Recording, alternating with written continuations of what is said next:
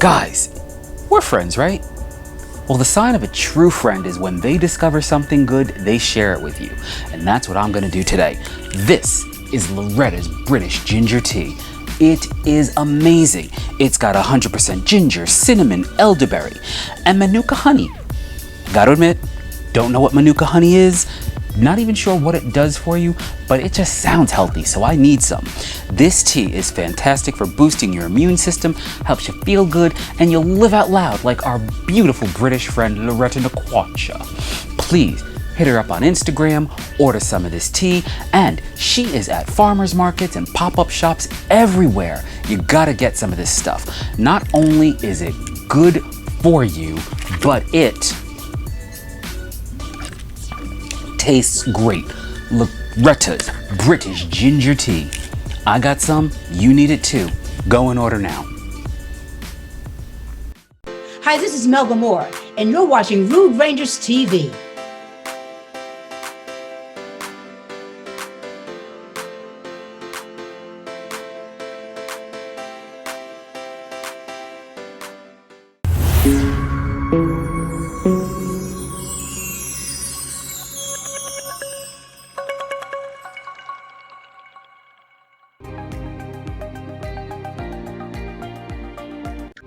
You're listening to Rudy Radio, empowered by Rude Rangers Entertainment. I'm Terra Renee from African American Women in Cinema Organization, and this is Talk with Terra, a show that highlights fantastic filmmakers, artists, and entertainers from all walks of life. We're committed to introducing you to individuals, organizations, and projects of which you're not necessarily aware. And we do this with the intention of uplifting, empowering, and enlightening you. If you can, please share this episode on all of your social media platforms. We also love it if you text your friends and ask them to tune in. Well, ladies and gentlemen, I have an amazing guest today. I love her so much. I truly think and believe and fully know she is just amazing and awesome. Her name is Lisa. Lisa is a powerful costume designer who have worked on so many projects. I cannot wait to let you hear from her and all the amazing things that she has done and continue to do. Lisa, I don't even know what else to say. Welcome. Thank you. Thank you so much, Terra. I'm so glad we finally got to do this. I'm so excited to be here. Oh, wonderful. And I tell you, your gifting is amazing in film and all that you do. And it's just so refreshing to see someone who looks like me doing these amazing things in entertainment. Can you tell the audience what drew you into costume design? So I was raised by a mom who was a model. And so it kind of was just, I would say, kind of like in my blood. My mom modeled my whole childhood, and as well as her twin sister.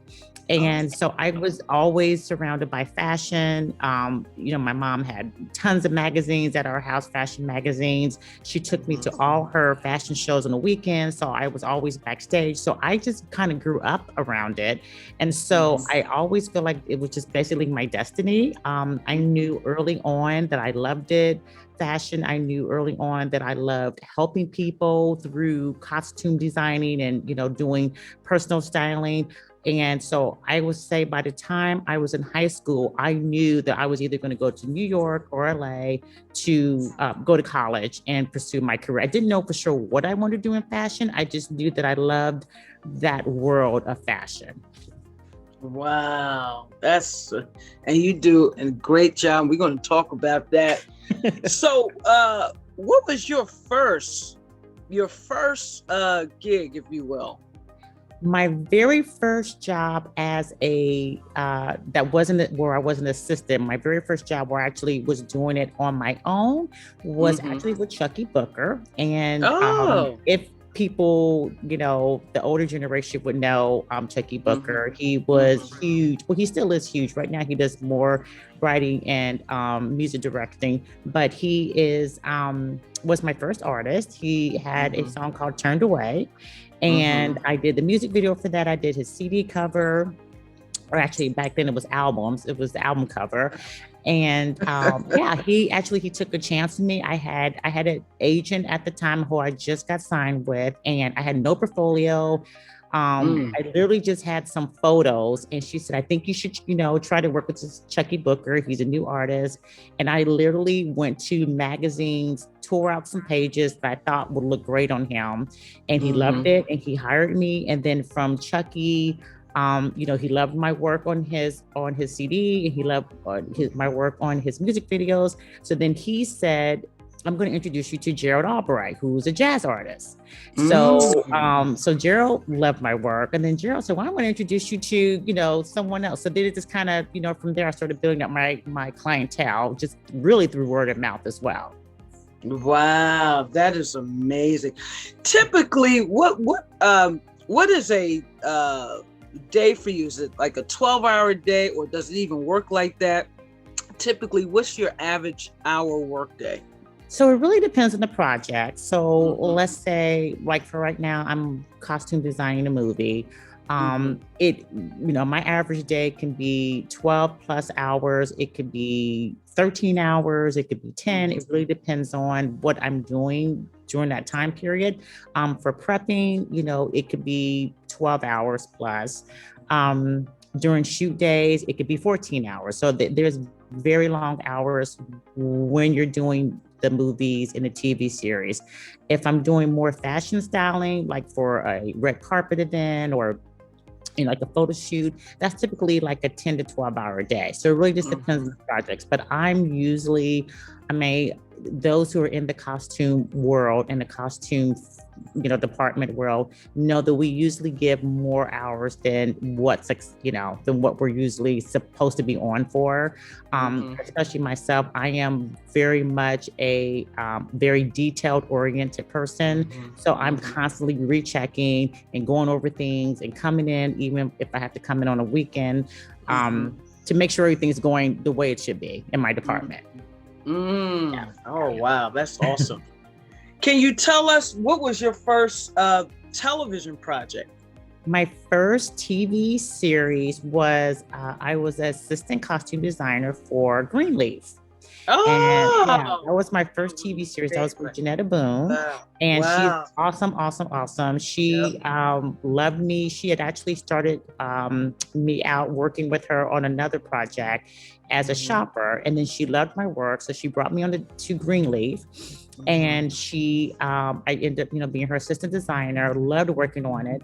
And she trusted me so much after working with her on the TV series for like 3 years that she ended up leaving, I would say the last month of the show, which was the last season. She left to go to Yellowstone, and she actually left me in charge to be, on the Greenleaf and to kind of make sure everything was okay. I did all the, all the work, and of course, I was still in contact with her, but she was in, Utah.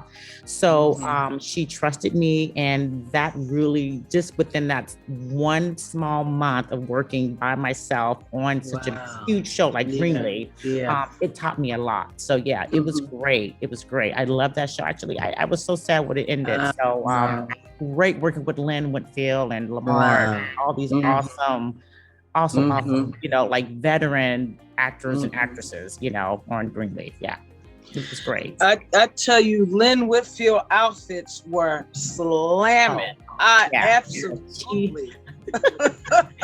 She definitely had her own, Lady May definitely had her own style. And that was definitely something that we wanted to make sure that every character had their own personality, their own style. So you knew when you saw Lynn or Lady May, you knew you were going to see some kimonos and, some, there were certain designs we only used for Lady May. There were certain designs we only used for Grace. So you always knew when you saw a certain look, it connected to that character.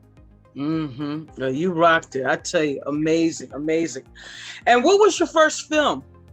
My first film was actually a movie called Straight Outta Compton. It was the true story. Yeah, it was the true story of Miss Chalet. If you remember Miss Chalet, she was married to Dr. Dre, then she's married to Suge Knight. And so it was her story about her relationship with Dr. Dre, which didn't sit well with some people from Dr. Dre's camp, but we did that. And then right after I did that, my second movie was Gotti with John Travolta. Wow. I got to meet John Travolta, and it was wonderful working with him. Wonderful. Really? Yes, wow. yes. That is amazing. So, how does, now, do you, as a costume designer, do you make clothes, or you specifically go and purchase the outfits? How do you go about doing So I this? don't sew. I mean, I try my best to do a little bit of illustration as much as I can. I draw what my idea might be as best as I can, sketching, which I'm really working on getting better at.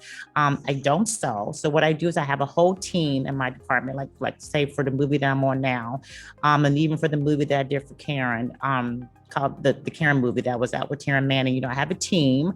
So I have a team, where it's my supervisor, I have my set costumers, I have a tailor who works with me, who makes sure all my alterations are done to how I want it done. And then I have the tailor also, if I need something specifically made, like a custom piece, then I will go pick out the fabric. I'll do all that. I'll draw as best as I can how I want it to look or different photos. And then they'll make the design from there. So it's a whole team that I work with. Yeah. Okay. And typically, how long does it take to make an outfit? It's so funny because in the costume world, time is very there's never any time. So everything is I need it yesterday. So if I'm lucky to get something custom made and I have maybe a couple of days or a week to make it, if I get the script early enough and I know there's a certain scene I want something done and I get it early enough, then the tailor might have a day. But there's been times where I've had to give a tailor something the night before and it has to be done by that morning. So it just really depends on the circumstances, the scene. A lot goes into how much time we have. Wow, that's amazing. How do you typically go about, so how does this work? So say, for example, I say, okay, Lisa, I have this character for this particular play. What do you specifically look for to draw on what type of clothes that this character should be wearing? So what happens first is when I'm hired for the movie or TV series that I'm working on, we get a script. And the script is, basically telling you the story of the characters who are going to be in the story. So based on what the characters are in the script is what I start visioning what I want them to look like. So for instance, like I'm on a movie now, I can't say the name, but I am on a movie now, that the girl is, she's a surgeon. She's a surgeon and she's a mom, and she's married to a person who's in the CIA. So I immediately start thinking, okay, well, if you are a surgeon, obviously you're going to have scrubs, but then also if you're a mom, you're going to be casual. So I start thinking, if the different scenes that she's in, if she's at home with her kids, I start thinking, okay, well, she needs casual. If she's getting, going to a special event with her husband, then I start thinking she needs, so you just start visioning based on the scenes that they're in. And then also I get notes from the director. So the director might say, I want them in colors, or I don't want them in colors, or stay away from, certain, prints, So I take all the notes from the director and I take all the things that I am reading about the character. And then I, in my mind, put together what I think, and then I put it I present a lookbook to the director. And then he looks at each character, what I think, I would want their vision to look like. And then we kind of collaborate on that. Wow. But it's always what the director wants. It's always, it's never, it's never me saying, well, I'm just going to tell you what it is and that's what it is. It's always what the director wants, and then I bring his vision to the screen. Wow, that's good. Thank you for sharing that. Never knew that process. Wow. Yeah. It's a process for sure. Yeah. Wow. So typically from the day that you get hired, and we're specifically right now talking about film shoots. Yes.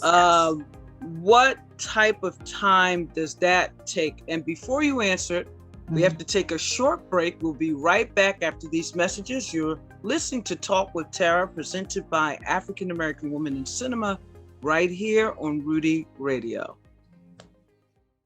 Hi, I'm Harry O. Confetti, international Formula One driver. I sped to get to Long Island Telecom before they closed. I need to get one of these fantastic deals that Long Island Telecom has, because you can't beat the price anywhere else.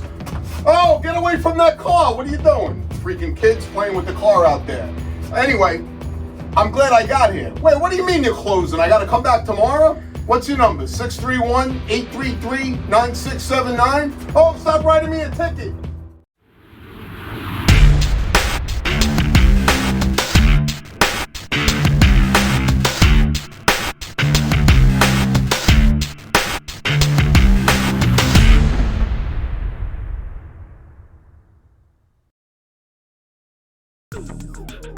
We're having a conversation with African American filmmakers. Join the African American Women in Cinema Filmmaker Series at the Clubhouse, presented by I Am the Color of Beautiful Global, every Monday night, 6 p.m. Eastern Standard Time. AAWIC on Clubhouse. Join us on the Clubhouse app for this inspiring conversation. Hosted by Karen Moore, founder of I Am the Color of Beautiful Global. Join us this Monday at 6 p.m. on the Clubhouse app for African American Women in Cinema's Filmmaker Series. This is Jewel Taker from the Jewel Taker Show on Impact Network. Also, you can watch me and my family on The Tankers on Prime Amazon, or watch me and my sister's Chatter Talk show on Fox. So me and my girls, Dr. Dee Freeman, Monique Eilert Mosley, Real Talk Kim, and Holly Carter, and you're watching Rudy Radio.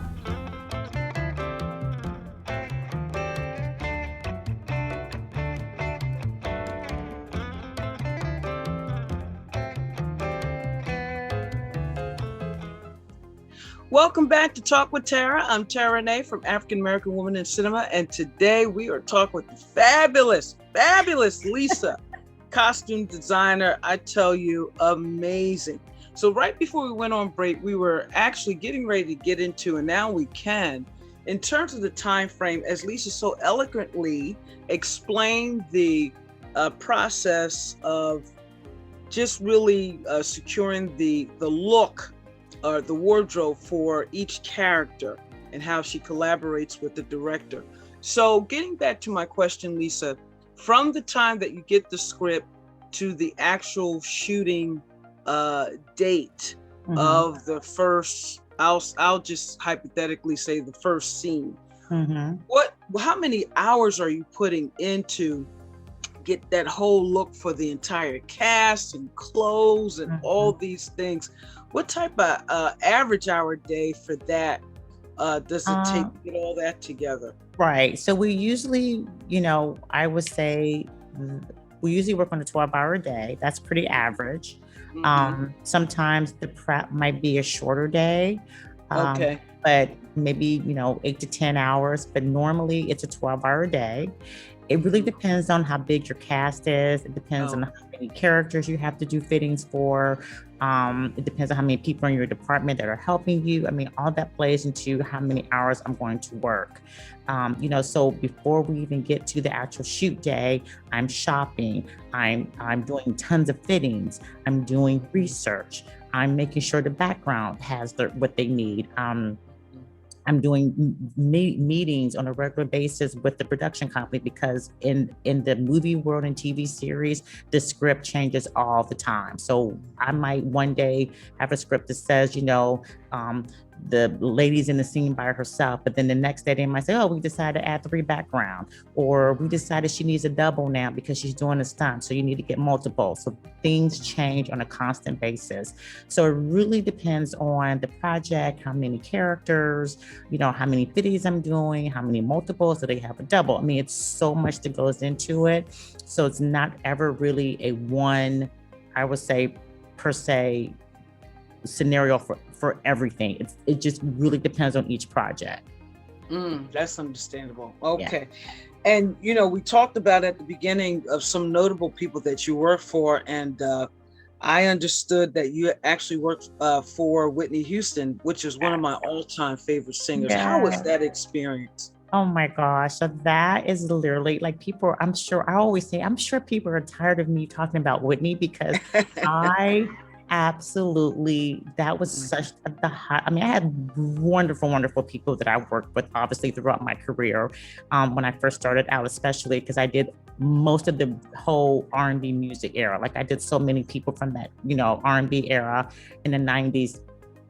But Whitney, when she hired me to do her music video, as well as a couple of other personal appearances that I did for her, it was such a highlight for me because I was 24 years, I think it was 24 when I did Whitney, and it's so funny because I remember when I first heard about her and listened to her first, song, Saving All My Love for You.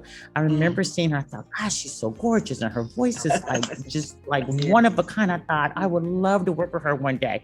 Never in a million years did I ever think that she would call me. And so working with her was definitely the highlight. She, when I got hired, everyone kept saying, be careful, she's a diva, you hear all those rumors, and I've never been one to let that scare me or make me feel like I can't do the job. I'm always up for a challenge. So people kind of were like, oh, she's going to be, a diva. And I tell you what, she was the most beautiful, sweetest, funny person I've ever worked with. I mean, we filmed her music video at her house in New Jersey. And it was actually around the time she started dating Bobby. And so she was really like a homegirl. I mean, she wanted to hang out. She was just like, give me some gossip. Let's talk. I mean, everything was just, like a girlfriend. She was just like working with my girlfriend. Super, super funny. That's the one thing I remember about her. She was extremely funny, told lots of jokes, just a very fun loving person. So yeah, it was wonderful. And then we actually started, becoming a little relationship where we started talking and she started calling me more for more projects of hers. So it was wonderful to work with her. Very sad, in the way that she passed. It was pretty, very, very, very shocking. But yeah, definitely a highlight in my career. Wow, that's amazing. And then you worked on another film that I love, Judas and the Black Messiah. Yes. Oh, yes. Lisa. Yes. That was, I tell you what, when you're talking about a passion project like that, Charlize Antoinette was the costume designer. I was her assistant designer on that and her shopper. And when I got the script, first of all, I didn't even know about Fred Hampton, which is, I hate that I didn't know about him because, he's one of those people that everyone should know about, but I didn't know about. I mean, everyone knew about the Black Panthers, but when you think of the Black Panthers, you think of like everyone in South and San Francisco. I never knew about the Black Panther Party in Chicago. So when I read the script, I was just like, oh my gosh, like, why don't we know about the story? But it was the most amazing project as far as me learning about ourselves, embracing ourselves, learning about just another reminder of what we've gone through. And then sad at the same time because, obviously, he was murdered. His son was actually the executive producer on the movie. So his son was actually there on set with us. And also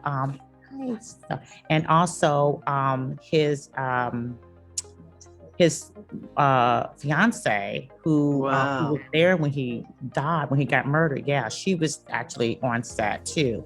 So, and then we had like the actual real Black Panthers who were in his party come on set. So it was like, I mean, it was like, oh my gosh, you know, it was like just talking to them and having conversations with them. Like it was like, super incredible.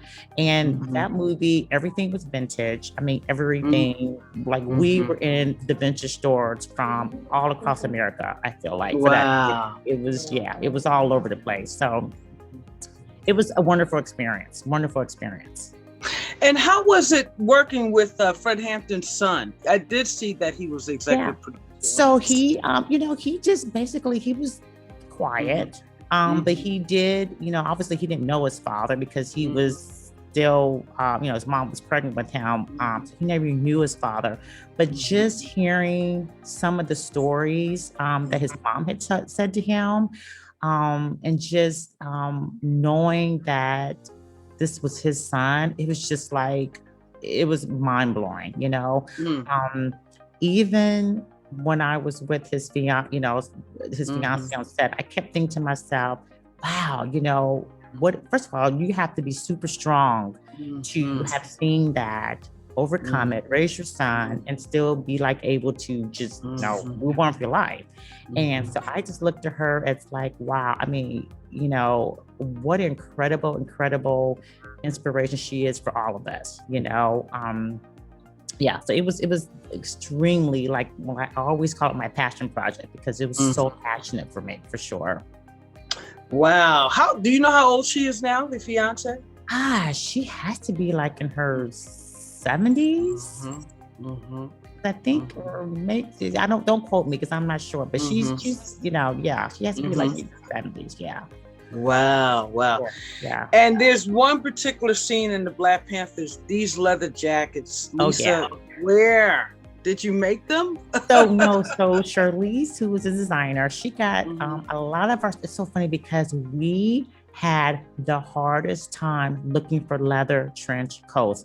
It was like, I don't know why it was so, I mean, because I thought if I ever, you know, come across someone who has tons of leather coats, I'm keeping them forever because it was the hardest thing to find. But yeah, we, you know, Charlize found a lot of them at the vintage stores in Los Angeles. There was costume houses like Western and Warner Brothers had like a costume house.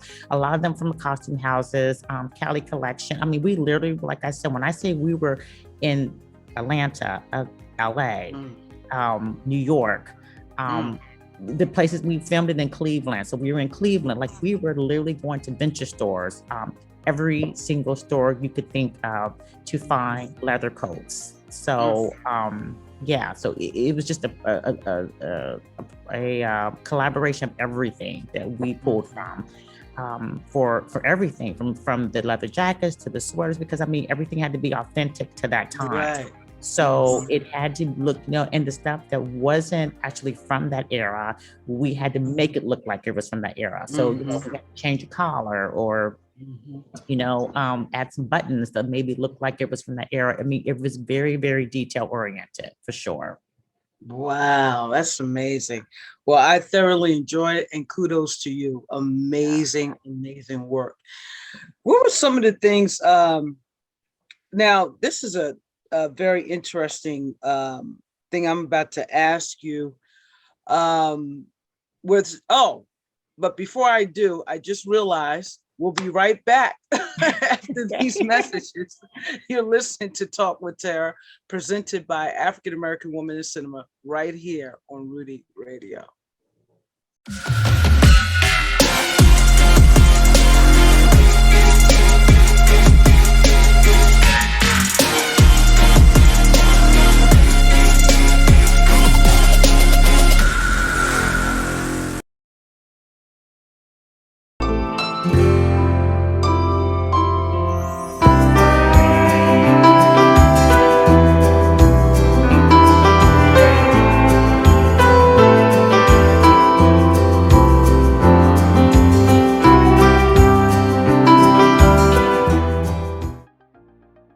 Hey everyone, I'm Dr. Bob Lee from 107.5 WBLS and the Make the Grade Foundation for Education.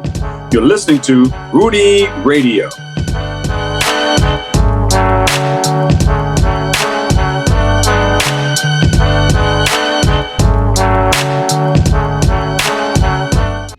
Welcome back to Talk with Terra. I'm Terra Renee from African American Women in Cinema. And today we are talking with the fabulous costume designer, Miss Lisa. And she is really giving us some very rare and unique insights. And right before we went to break, it was a question that I was formulating to ask her, and definitely want to get her response.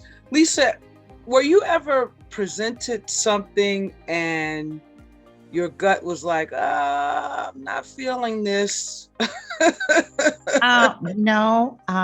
Okay, good. Yeah, I'm actually on the Chucky Booker video when I did his first music or second music video. There was and I always use this because I always say, you have to listen to the director, but sometimes also for sure if something works, you kind of talk to the director and let them know this is really what I think should work, and then you kind of just go from there. But there was a situation on the music video for Chucky Booker that there was a shirt that Chucky loved, and I mean he loved the shirt, but the director at the time did not like the patterns in it. He hated the patterns. Well, I shouldn't say hate, that's a strong word, but he just very much disliked the patterns. And so it really got into a situation where Chucky was just like, look, I want to wear the shirt, and I love the shirt too. So the director kept saying, it's not going to work, da, da, da. So I said, just trust me. I looked at the background, I looked at the colors, it's going to work. And so the director said, okay, we'll try it, but have a backup just in case. And sure enough, they shot the video and they shot the scene, and the director came back and said, you know what, you were right. The color palette and the shirt and the way the shirt came off, across the background was beautiful. So thank you for trusting in your trusting your feeling, and thank you for talking me into at least trying it. He said, because I would have never ever thought of it looking that way until I saw it. So I thought to myself, I those are the things that the early lessons on that I learned, that, you're not going to challenge the director, but there are times where you're going to be like, just trust me, and you have to be in a situation where without a shadow of a doubt that is going to work. So you can't be like, oh, I'm not really sure, because obviously if you're not, I shouldn't be going to director with it. But I knew without a shadow of a doubt that was going to work for that scene. So there are times where when you do that, depending on the situation. Okay, that's awesome. That's awesome. Yeah. Any favorite colors you have that you love? I don't know if you people follow me on my Instagram, they see I post yellow a lot. I love yellow and I love orange. So those are my two, especially yellow. Everything is yellow in my wardrobe, pretty much yellow in my wardrobe, or orange. So those are my two favorite colors. Wow. Anybody in the industry that you really admire, or who plays a inspirational role in your life? Well, I would like to say my mom is, she's obviously wasn't a costume designer, but I feel like she's, gone. She's passed away. She passed away in 2014, but she has definitely always been my inspiration for just the way I think about things, my belief in myself, the power of the words that I speak to myself, me being determined and not being a follower, but trying to always make a way for myself. And being true to myself. So, and I talk about my mom a lot. Like every time I do, some kind of panel or something, she is definitely, I always say that's my story. She is my story. So I would say, yes, my mom. Like she's like will always be my biggest inspiration for everything that I do, for sure. That is so awesome. Have you ever worked with Aaliyah? I didn't, I Okay. wish I would have. I actually have a good friend, Fatima, who was her choreographer, who worked with her a lot, but never worked with Aaliyah. She's like there's a lot of artists that I would love to work with, and she was definitely one of them. I wish I could have, yeah, but never worked with Aaliyah. Wow, I hear you. So outside of Whitney Houston, was there another favorite person or person that you really enjoyed working with as well? My era in the 90s, I worked with I would say, a lot of great people. I mean, I did Cover Me Bad, I did Boyz II Men, I did Velvet DeVoe, Bobby Brown. I would say Ralph was another favorite. Ralph Dresbon. I did his whole solo project. I did his CDs, I did his music videos, and I even did his tour. And he was, like he had a song called "The Stone Cold Gentleman," and let me tell you, he was a stone cold gentleman.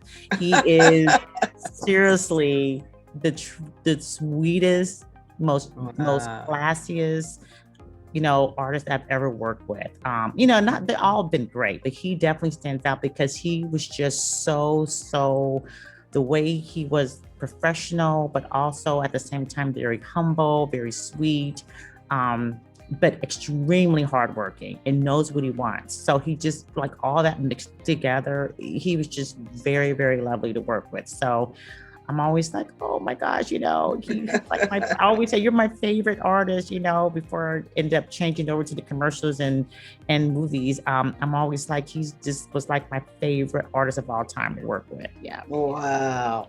He's a very, very sweet guy. Very, very sweet. Wow. So, Lisa, our audience may not know this, but there are times where a lot of funny things happen behind the scenes. And, I often would say, I got to write a book about it, Right. putting everything together. Right. Can you share a funny moment that you can recall? Gosh, let me think. Is there a funny moment? I don't know if it was funny at the time, but let me think. I think actually it was probably... Okay, so I won't say the person's name. Okay. But I was, at the time, I was dating someone who was pretty famous. And they were friends with Whitney Houston. And when we did her music video, they actually came to the music video set without me knowing. This person knew I was working on the music video, but I didn't know they were going to show up. So they showed up, and he showed up with another girl though. And I was so mad because we had just gotten into like a huge argument. So he showed up with this other girl. And so the director said, well, if this person is going to be in the music video, because he ended up trying to be in the music video, he's got to sign a paper of, saying that, disclosure saying it's okay for us to show him on camera. So he's like, can you get him to sign the paper? So I was like, oh, great. So I take the photo, I take so Whitney's sitting next to him, and I take the papers and I give it to him. And as soon as he signed it, I snatched the papers. When I snatched the papers from him, so Whitney says, girl, I'm going to call you the Hollywood paper snatcher because you snatched those papers out of his hand like no business. She was like, so every time she saw me for dinner, she was like, oh, yeah, that's the Hollywood paper snatcher. So she would call me that all the time. And later on, we kind of laughed about it. Obviously, I was very upset at the time. But later on, I was like, yeah, I kind of did snatch the papers. But yeah, she would literally be like, you're the Hollywood paper snatcher. You snatched those papers. So, yeah, it was, now that I look back, obviously, it's super funny. But at the time, I was not happy. Yeah. So that was a funny incident. Yeah. Oh, wow. That's amazing. So thank you so much for sharing that. Any moments where, you're getting ready to go on, the character's getting ready to go on set, and all of a sudden here comes a malfunction, a wardrobe malfunction. What happens in those type of cases? Oh gosh, we've had that happen a lot. And you always got to be ready.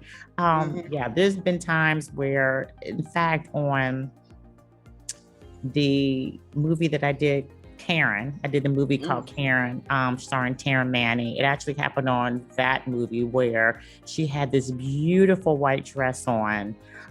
It was during the scene when they were at the dinner. She had a white dress on, and she, during the break when we were, I stopped shooting for a second to change cameras. She was drinking coffee and spilled coffee on the white dress. And so, obviously I couldn't change the dress because had already been shot. So I couldn't put a different dress on her. So I had to think quickly, like, what do I do? What do I do? So I just was like, okay, you have to keep your coat on. You just have to keep your coat on. So no one knew that when she was sitting when she was sitting in the dinner scene, if people will go back and look at that scene, she has on her coat a little bit at the time. And most people are like, oh, she probably just kept her coat on because she's sitting talking to them and she's, not going to really stay long. But really it was because she spilled coffee on her dress.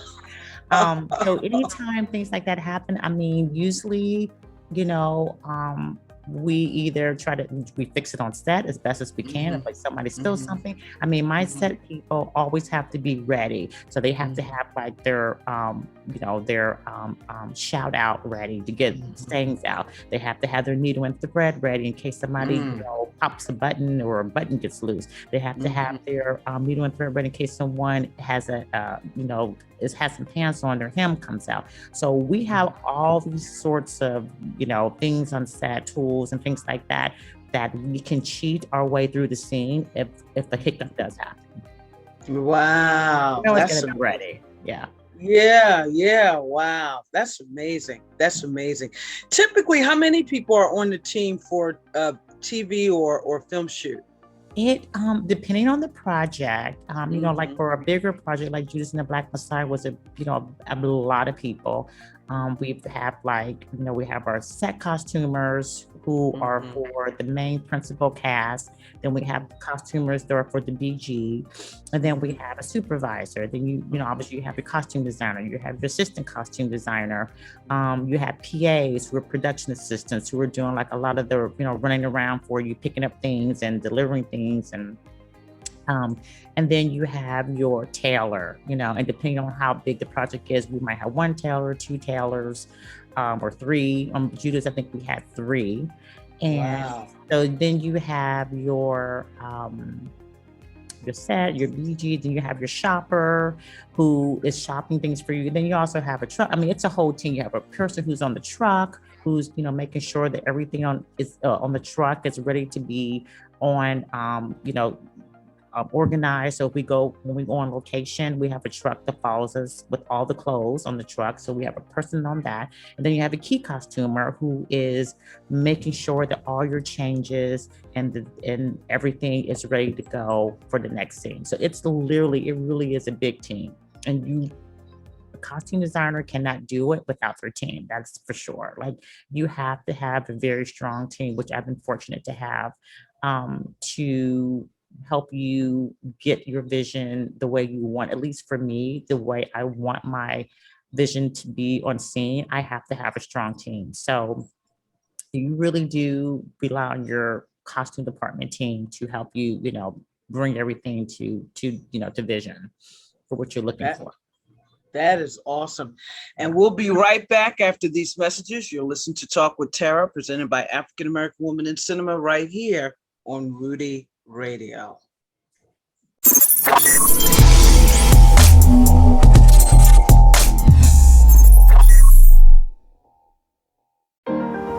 Hi, I'm Dan O'Shea, Executive Director for Maureen's Haven Homeless Outreach. It is our mission to support the homeless in our community. We provide an emergency winter shelter program, a day center, and support services to help the homeless in our community. With your help, we can continue to provide services so critically needed to the homeless in our community. Please visit www.maureen'shaven.org or call us at 631-727-683.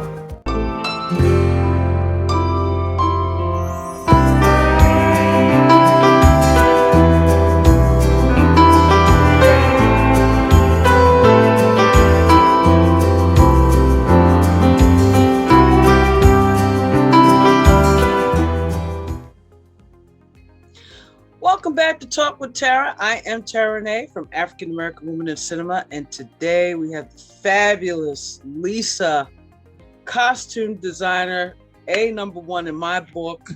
I'm super, super excited to have her here, and what an awesome set of insight and jewels that you're delivering today. We deeply, deeply appreciate you, Lisa, so much for that. Thank you. So, someone who's getting started and who's very interested in costume design, what would you say should be their first step? I mean, they're wet behind the ear. They just saw the title on the screen and they said, "That's what I want to do." What would you tell them starting out? What should they do? Well, first of all, when I started out, in the 90s, or started assisting actually in 1989 was my first assistant job. Things are totally different now. Obviously, we didn't have social media back then. We didn't have, cell phones. So everything was definitely more organic as far as the way you had to go about getting someone to recognize you to even work for them. I would say the generation now has like basically the world at their hands. You can literally Google anything. You can go on Instagram and find somebody. You can go on, literally Google someone's name and get their information.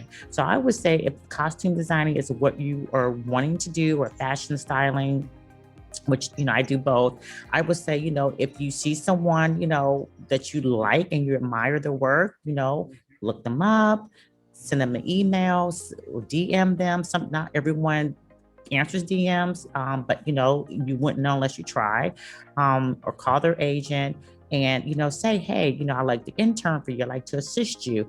I'm eager to learn." I would stress that this business is not for someone who easily gets their feelings hurt. It's not for someone who doesn't want to work hard. It's a lot of people always say, "Gosh, your job is so glamorous. You get to shop and you get to mingle with the celebrities." And I always say that is literally 10% of my job. That is such a small part of it. The real work is the shopping for endless hours and shopping on the weekends and research and looking up, like for Judas, we were looking up the era, from the 60s. You had to know exactly what they wore. I mean, it's endless amount of research and meetings and having meetings and being on set. I mean, it's a lot of work. So I would say if that's really, really what you're wanting to do, get in touch with someone who you would like to work with. You definitely have to do an internship or start out usually as a PA. Not everyone has to start out with that. I think everyone's journey is different. I was never a PA and I was never an intern. I was fortunate to where I just started assisting someone right off the bat when I got out of college.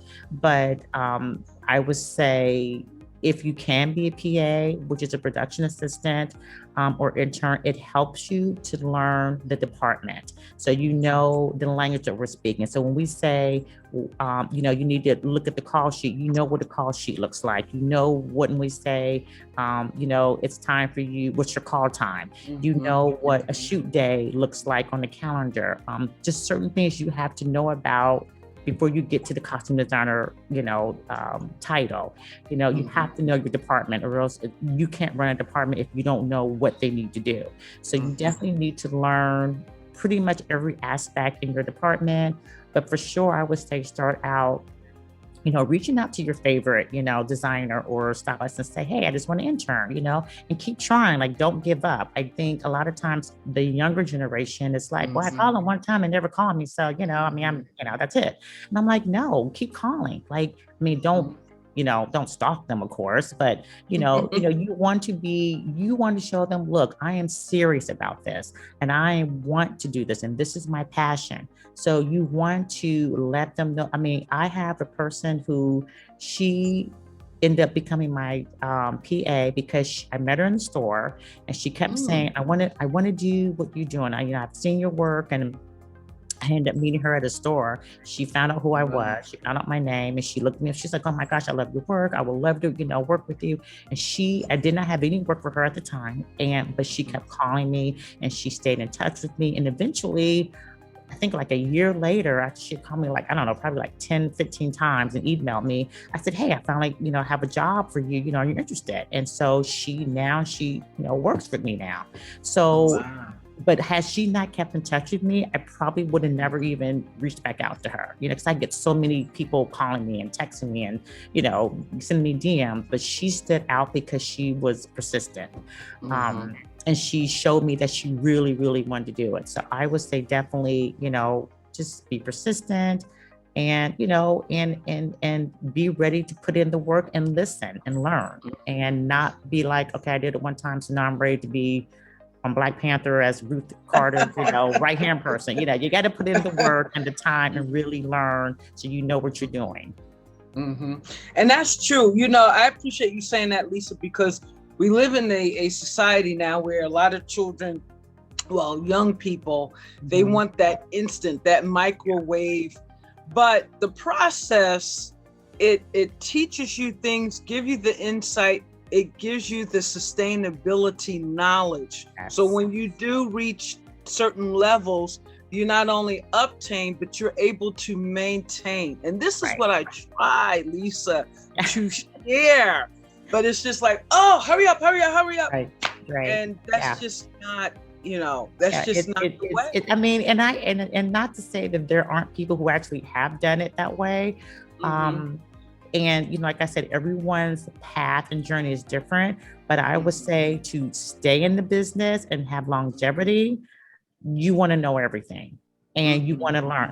I've been in this business for over 20 years and really, I'm still learning. There's still things I'm just like, oh my gosh, that's new. That's because this business, it's always changing.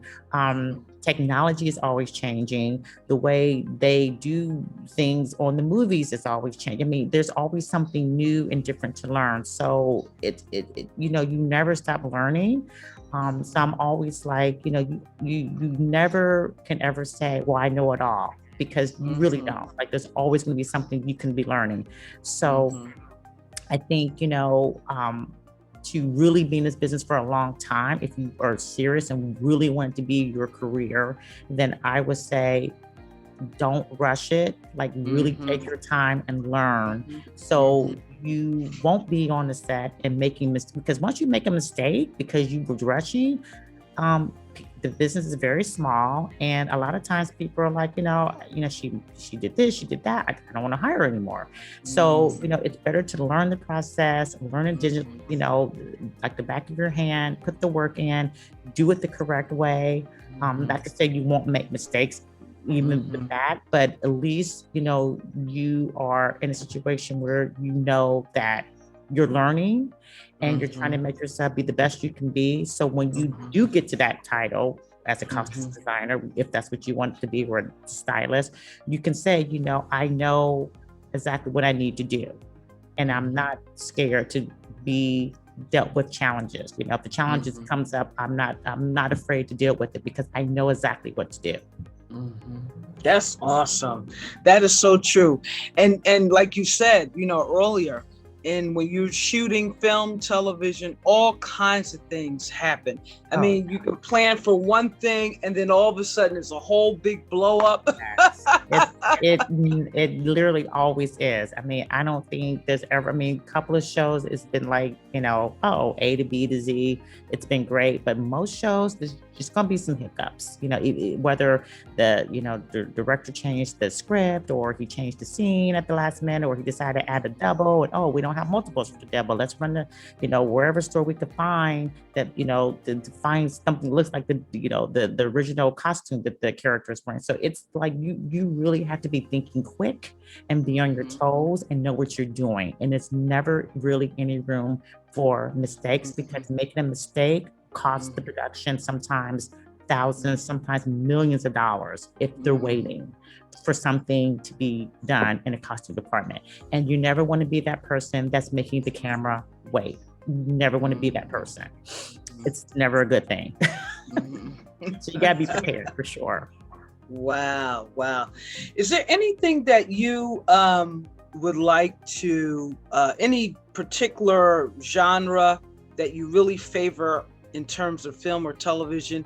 And then after that, is there any type of project that you fantasize about that you would like to work on?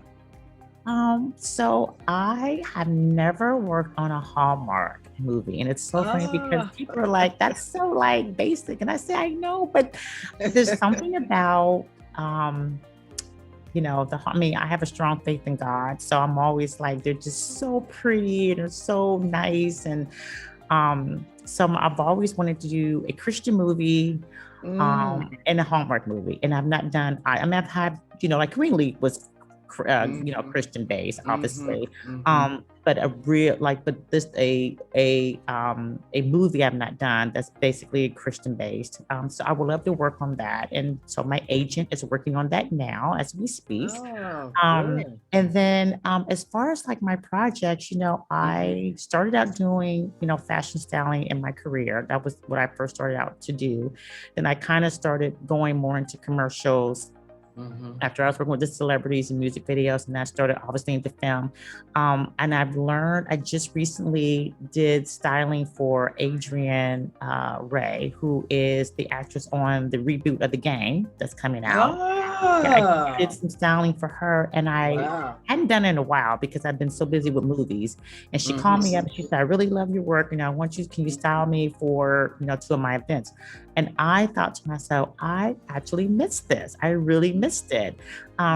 So I told my agent, I said, I think I would like to kind of get back more into doing, styling again. So I recently put on my website where you can book me. So not just even for celebrities, but for just your normal, average woman who's like, I just had a baby and I need a whole new wardrobe. I'm a different size now, or I just started a new job, or, a guy who's like, I just don't like to shop. So I need a whole new, I need someone to shop for me to get me a wardrobe. So I have decided to go that route, in addition to what I'm already doing. Because that is something I've always loved. That's always been dear to my heart. Working and helping even just your average person, with their wardrobe, and helping them, bring their wardrobe to a whole new life, even with things they already have. So that's what I'm doing.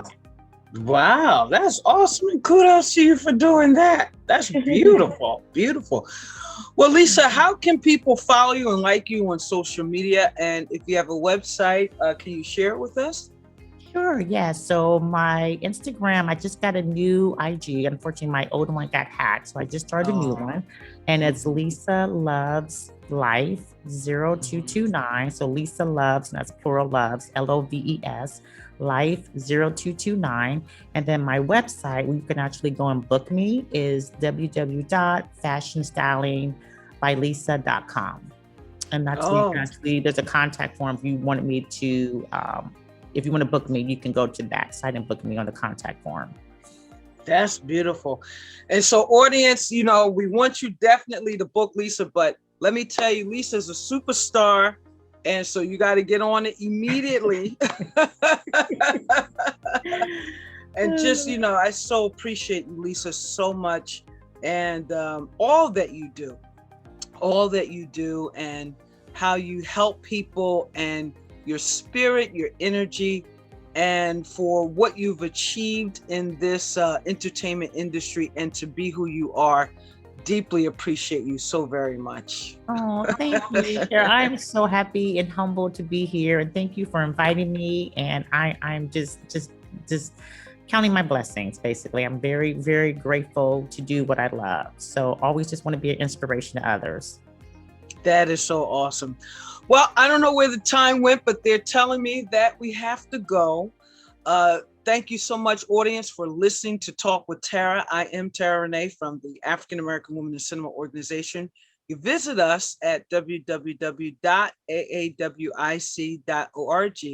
You can also follow us on Instagram and Twitter, and like us on Facebook. Talk with Terra is made possible by Rude Rangers Entertainment. Our creative director is Rudy J. Breedy. Please don't forget to like and share this episode with as many people as possible. We sincerely appreciate you joining us today, and we wish you continued peace, blessings, and prosperity. See you next episode.